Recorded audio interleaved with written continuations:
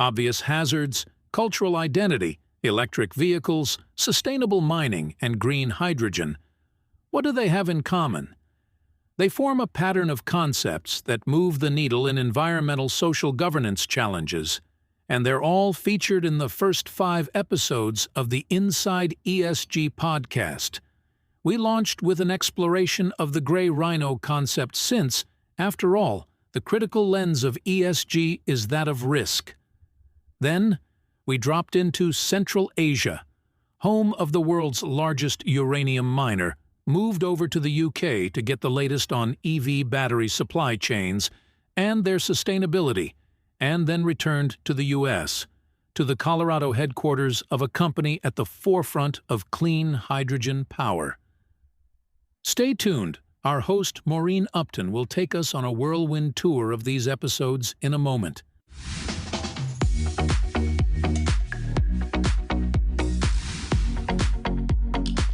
Inside ESG is a timely new production which takes you inside the work of practitioners on the ground, chief risk officers, market analysts, cybersecurity experts, and founders of game-changing startups. We'll talk with specialists in every corner of the globe, across industries and issues, dropping into Argentina to hear about lithium mining, Central Asia for a view of China's Belt and Road Initiative, and West Africa for a perspective on climate risk, among other stops.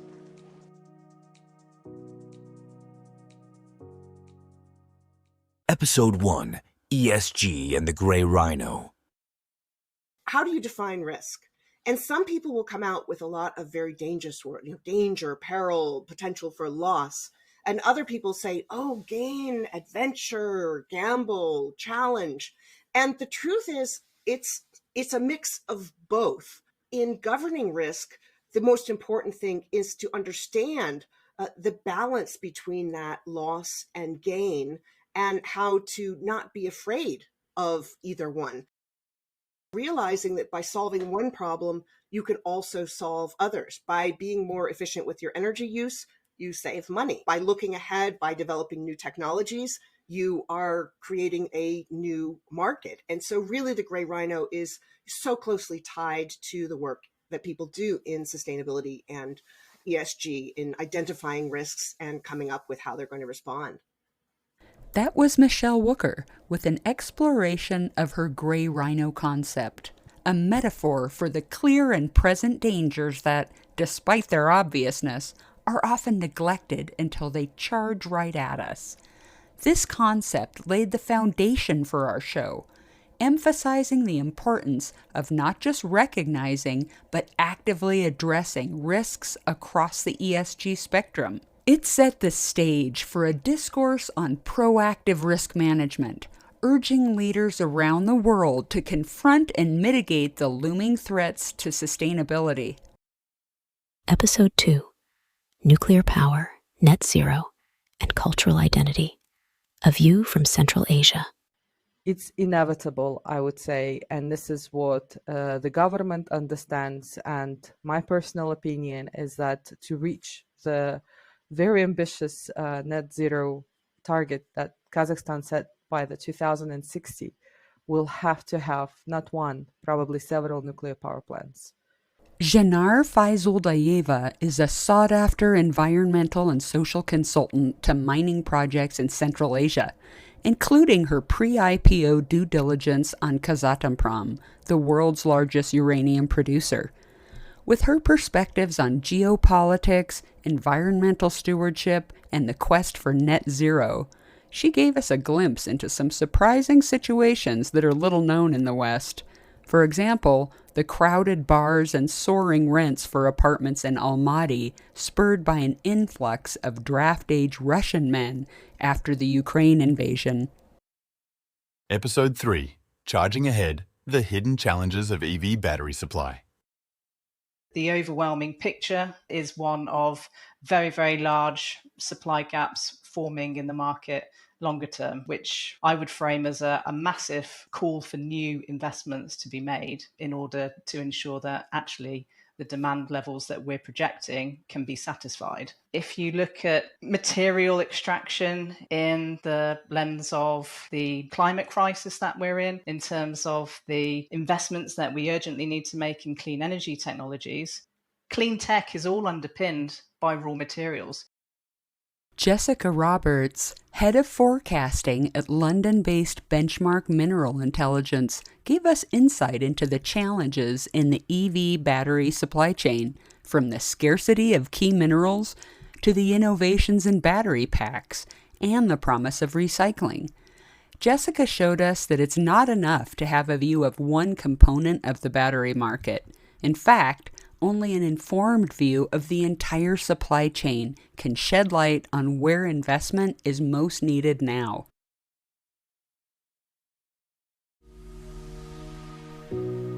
Hi, it's Maureen Upton, host and producer of the Inside ESG podcast. I hope you're enjoying this episode. I wanted to take a moment to tell you about Inside ESG's advisory services. If your team could use expert advice in ESG strategy and integration, performance against different metrics and frameworks, or workshop design and facilitation, visit insideesg.com/advisory to see how we might be able to help. Or email info@insideesg.com. See the show notes for links. Now, let's get back to our episode. Episode 4, Sustainability Roadmap for EVs, ESG and Battery Supply Chains. In lithium, which has had a lot of attention at the moment, it's one of the main minerals needed for these electric vehicle batteries. Only 9.5% of all of the companies, that's mining companies and converting companies, both in development, so not yet in production, and in operation. So 9.5% of all those companies have net zero plans. We look at, on the social side, a bit more about composition of board, but we're trying to create a bit more balance with gender on the board and in the workforce. Mining in general is very male dominated. So some of the ways to make change and, bring everyone into this transition with us. And quite often you will only see change in the rest of the company if the board is very gender balanced as well. Returning to Benchmark Mineral Intelligence, we learned from Head of Sustainability Charlotte Sylvie Miller about ESG reporting and sustainability indexing in the critical minerals sector. Through the detailed assessment of company-specific metrics, Charlotte's team unravels the layers of governance, environmental care, and social responsibility that define performance, including gender diversity on boards. Episode 5, Green Hydrogen Conquers the Toughest Decarbonisation Challenges.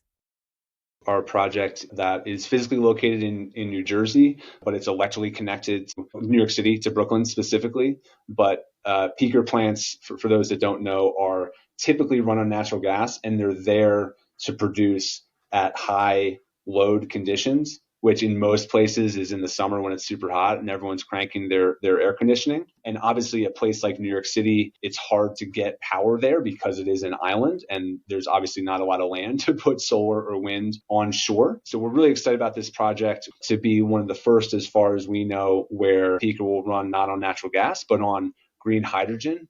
Another way that we think about this project is long duration storage. Obviously we want to use as much solar and wind as possible, but they are variable. Therefore, you need something from an overall grid mix that you can turn off and on very fast when you need it. And that's exactly what this project will do for the 5 boroughs. Novo Hydrogen CEO Matt McMonagle walked us through the realm of green hydrogen, providing peak power to major cities and energy cost savings to mining operations. Green hydrogen has emerged as a key option for decarbonization. We decoded the hydrogen rainbow and learned that its colors indicate the carbon intensity of different production pathways.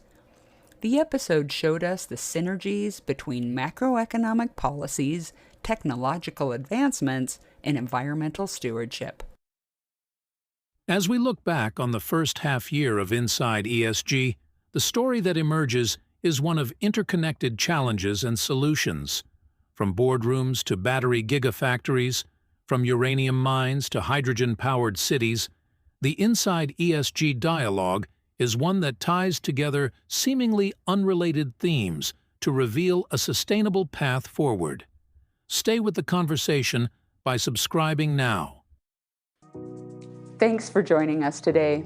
To make sure you don't miss out on our next episode, subscribe to the Inside ESG podcast on Spotify or any podcast platform, the YouTube channel, the LinkedIn newsletter, and our mailing list on InsideESG.com. See you next time.